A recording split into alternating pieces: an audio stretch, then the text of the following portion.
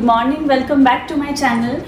প্রায় বহু যুগ বাদে আমি আবার ব্লগ দিচ্ছি চ্যানেলে, কারণ তোমরা দেখতে পাচ্ছ এখন আমি মেকআপ করছি চিরদিনই তুমি যে আমার, যেটা জি বাংলায় হচ্ছে। তো সেই জন্যে প্রচুর বিজি শিডিউলের মধ্যে দিয়ে যাচ্ছি, সকাল থেকে রাত শ্যুট করছি। সেই জন্য ইউটিউব চ্যানেলটা খুব একটা আমার ব্লগ দেওয়া হচ্ছে না ইউটিউব চ্যানেলে। তো আজকে আমি ভেবেছি যে আজকে ব্লগ দেবো, কারণ আজকে আমি ছুটি পেয়েছি। তো যেহেতু ছুটি পেয়েছি এবং তোমরা আমার পোস্ট ইনস্টাগ্রামে দেখেইছো যে শ্যামবাজারের নতুন বাড়িটা হয়েছে, তো সেই বাড়িটা তোমরা অনেকেই দেখতে চেয়েছো, জানতে চেয়েছো। সেই বাড়িতে আজকে তোমাদের নিয়ে যাব, দেখাবো। আর তার আগে এখন তো বেরোনোর জন্য আমাকে তাড়াহুড়ো করে, আমি অলরেডি রেডি, বাট ব্রেকফাস্ট করেই বেরিয়ে যাব। আর ব্রেকফাস্টের জন্য আমি চটজলদি শুটে বেরোনোর জন্য টাইম থাকে না হাতে, আর আজকেও যাব, তাই জন্য আমি একটা দারুণ প্রোডাক্ট কিনেছি যেটা খুব তাড়াতাড়ি ব্রেকফাস্ট করে নিতে পারি, আমি নিজেই করি। তো সেটা আগে তোমাদের দেখিয়ে দিই। আর এটা শুধুমাত্র ব্রেকফাস্ট নয়, চটজলদি যে কোনো রান্না তোমরা করে নিতে পারবে। আর এটা ব্যাচেলারদের জন্য তো খুবই ভালো। তো আমি আজকে কি কি বানাচ্ছি এটার মধ্যে দেখে নাও। আমি আজ যেটা দিয়ে ব্রেকফাস্ট অ্যান্ড লাঞ্চটা বানাবো সেটা হলো আগারো রিজেন্সি মাল্টি কেটল। এটা হলো মেন ইউনিট, আর এটায় ডাবল লেয়ার বডি আছে। আউটার এরিয়াটা হলো প্লাস্টিকের, আর ভেতরটা স্টেনলেস স্টিল দিয়ে বানানো। এটা হচ্ছে অন অফ আর ইন্ডিকেটর বাটন, দুটো টেম্পারেচার লেভেল আছে 1 and 2। এটা হচ্ছে স্টেনলেস স্টিল স্টিমিং পট, এটা ক্যাপাসিটি হচ্ছে 0.92 লিটার। এটা প্লাস্টিক বোল। এটা হচ্ছে স্টেনলেস স্টিল গ্রিল র্যাক। এটা এগ বয়লিং র্যাক। এটা হচ্ছে 360 ডিগ্রি পাওয়ার বেস, তার সাথে কর্ড অ্যাটাচড আছে। এটা হচ্ছে ট্রান্সপারেন্ট গ্লাস কভার, তার সাথে এই যে স্টিমিং ভালভও আছে। আর যেহেতু এটা ট্রান্সপারেন্ট, তোমরা ইজিলি ভিতরে কতটা কুক হয়েছে সেটা দেখতে পারবে। চলো তাহলে এটাই আমি কি কি বানাচ্ছি তোমাদের দেখিয়ে দিই। তো এখানে দেখতে পাচ্ছ মিনিমাম লেভেল আছে আর ম্যাক্সিমাম লেভেল আছে। তো আমি এখন আপাতত একটা গ্লাস পুরো গোটা জলটা ঢেলে দিলাম। আচ্ছা, এবার অন করে দিয়েছি। এই যে জলটা ফুটে গেছে। এবার আমি এটার মধ্যে ম্যাগিটা দিয়ে দিলাম, আর এটাতে আমি মশলাটা অ্যাড করে দিলাম। ডান আমার ম্যাগি। এবার এটাতেই আমি ডিম সেদ্ধটা বসিয়ে দিই। এটা ধোয়ার জন্য আগে এটা ঠান্ডা হতে দেব। আর ধোয়ার সময় এটা সিঙ্কে রেখে ধোবো না, কারণ এখানে দেখতেই পাচ্ছ এই বেসটা আছে, এটা নষ্ট হয়ে যেতে পারে জল লেগে। তাই এটা কাউন্টার টপে রেখে স্পাঞ্জ দিয়ে সুন্দর করে ক্লিন করে নেব। তো আমি গ্লাসে জল নিয়ে নিয়েছি এটা দিয়ে ধোবো বলে, কারণ সিঙ্কের কলের থেকে জল নিলে এটা নিচে জল লাগতে পারে। হয়ে গেছে আমার। আর ধোয়ার পরে একটা টিস্যু ইউজ করে তোমরা এটার এই আউটারটা, নিচটা আর এই প্লেট ট্রেটা মুছে নেবে। এটা আমি বসিয়ে নিলাম জল দেওয়ার পর। এবার ডিমটা ঢাকা দিয়ে এবার অন করব। যতক্ষণ ডিমটা হচ্ছে ততক্ষণ পনির ভাপার জন্য কি কি লাগবে সেটা আমরা আগে রেডি করে নিই। পনির ভাপার জন্য আমি পনিরটা ধুয়ে নিয়েছি, আর এখানে মিক্সচারটাও রেডি করে রেখেছি। তো কয়েকটা পনির এই মিক্সচারের মধ্যে আমি দিয়ে দিলাম। তো এই ভাপাটার জন্য যে মিক্সচারটা রেডি রেখেছি সেটা হচ্ছে কাঁচা সর্ষে আর পোস্ত বাটা, তার সাথে কাঁচা লঙ্কা বাটা, সর্ষের তেল, কাঁচা লঙ্কা আর নুন। এবার ভালো করে মিক্স করে নিচ্ছি। কাঁচা সর্ষের তেল ওপর দিয়ে দিয়ে ঢাকা দিয়ে রাখলাম। ডিম সেদ্ধ ডান। পনির ভাপাটা করার জন্য এটার মধ্যে আরেকটু জল অ্যাড করে দিলাম। এবার এই গ্রিলটা বসিয়ে দিলাম এর উপরে। ডান। ঢাকা দিয়ে অন। ডিমটা পুরোপুরি বয়েলড। ম্যাগিটা তো রেডি, আমি এটা খাওয়া শুরু করি, ততক্ষণ পনির ভাপাটা হোক। পনির ভাপা ডান। তার মধ্যে এখানে গল্প চলছিল বলে হাসছি আমি। দেখি কেমন হয়েছে আমার পনির। গন্ধটা তো অসাধারণ বেরিয়েছে। এবার এটা আমার গন্ধতেই জিভে জল চলে এসছে।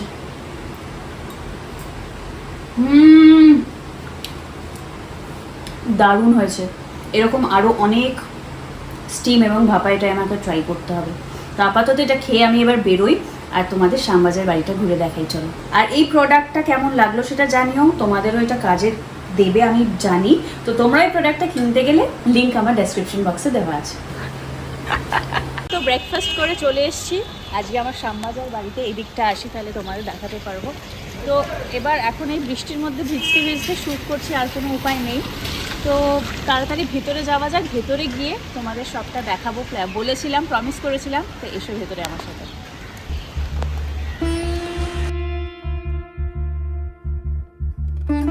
প্রথমে শুরু করবো আমাদের প্রতিষ্ঠিত, মানে দাদুর প্রতিষ্ঠিত তারা মাকে দিই।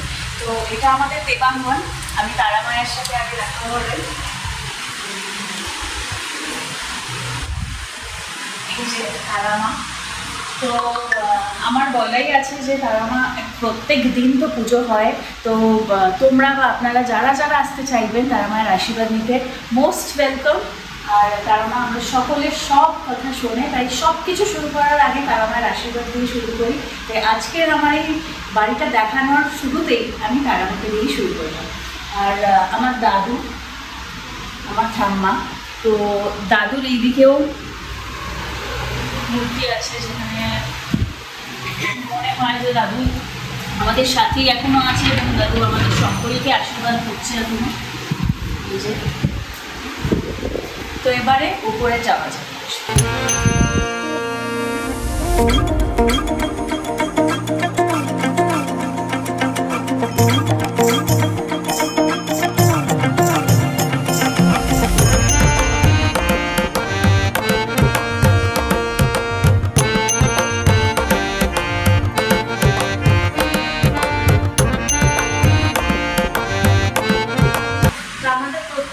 দেওয়ালে ছোট ছোট ওয়াল পেন্টিং করা, যেগুলো হাতে আঁকা, হাতে পেন্টিং করা।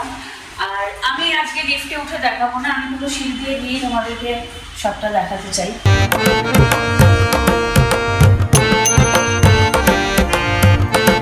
এখানে একটা নর্থ কলকাতার থিমে করা, যেখানে ছোটবেলায় লাঠি ফেলা, তারপরে এই টায়ার ঘোরানো, জলে পোকা দেওয়া, কলকাতা, এটা এই দেওয়ালটা ওই থিমে করা।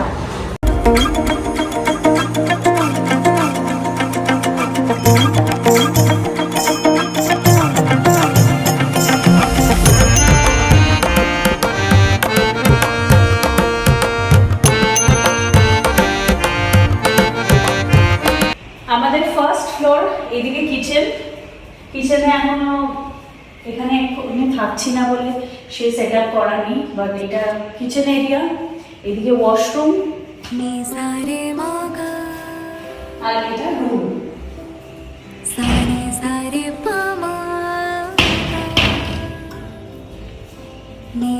এই জায়গাটা আমার ফেভারিট।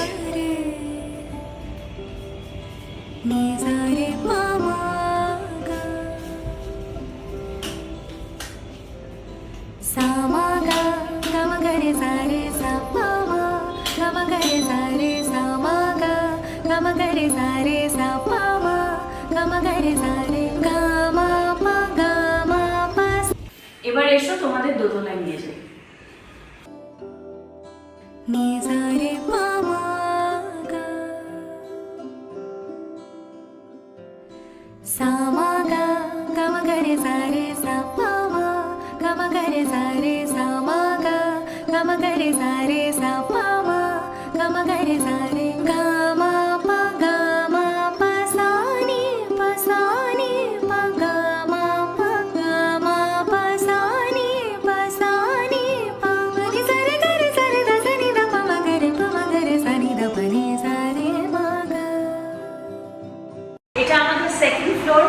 আচ্ছা, আমরা এই বাড়িটা থাকার জন্য তো দেওয়া হয়, প্লাস এখন শুট পারপাসের জন্য দেওয়া হচ্ছে। তাই এইদিকে একটা এই কিচেনের জায়গায় আমরা এই মেকআপের সেট আপটা করেছি। এখানে মেকআপ করা যাবে। আর এই দিকটা ওয়াশরুম আছে, প্লাস এদিকে রুম আছে, প্লাস এদিকে রুমটা দেখাই কিছু।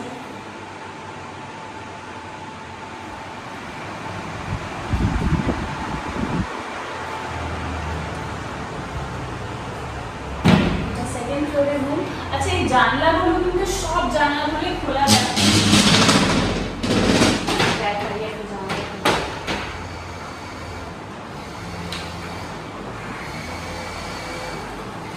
সব জানলাগুলোই খোলা যায়। আর নর্থ কলকাতার এটাই মজা, এই বাড়ি থেকে ওই বাড়ি কথা বলা যায়, পাড়া। আজকে ওয়েদারটাও খুব ভালো, বৃষ্টি হচ্ছে। এবার ছাদের ঘরে নিয়ে যাই, এসো।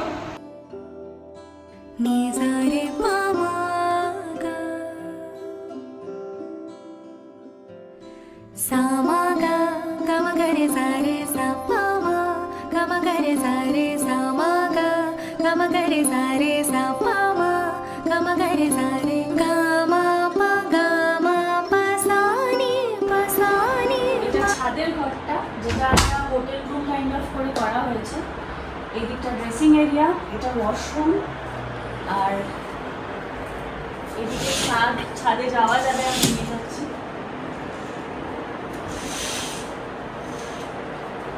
এটা পুরোটা খোলাও যাবে।